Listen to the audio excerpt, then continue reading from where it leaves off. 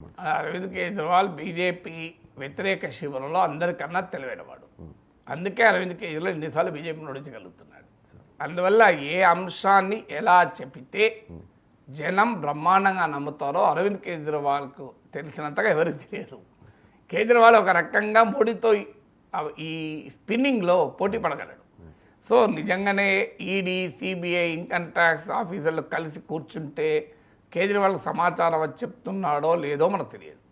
కానీ ఏది చెబితే ప్రజలు నమ్ముతారో కేజ్రీవాల్కి బాగా తెలుసు కనుక, ఎలా చెబితే ప్రజలు నమ్ముతారో బాగా తెలుసు కనుక ఈ అంశాన్ని ఎన్నికల ముందు, అసెంబ్లీ ఎన్నికల ముందు బయటపెట్టాడు. ఎందుకు పెట్టాడు? చరిత్ర అంతా తెలిస్తే ఎవరైనా నిజమే కావచ్చు అనుకుంటారు. ఎందుకంటే బీజేపీ తన ప్రత్యర్థులపైన ఈడీ, సిబిఐ, ఐటీలను ప్రయోగించిన చరిత్ర అంతా తెలిసిన తర్వాత ఎవరైనా జనం నిజమే కావచ్చు అనుకుంటారు. దీనిలో అబద్ధం అని అనుకునే అవకాశమే లేదు కదా.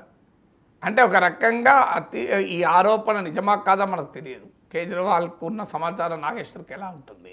సో నేను ఇప్పుడు ఇది కాదు అని అనలేను. ఎందుకు అనలేను? అతీషిని ఎట్టి పరిస్థితుల్లో అరెస్ట్ చేయరు.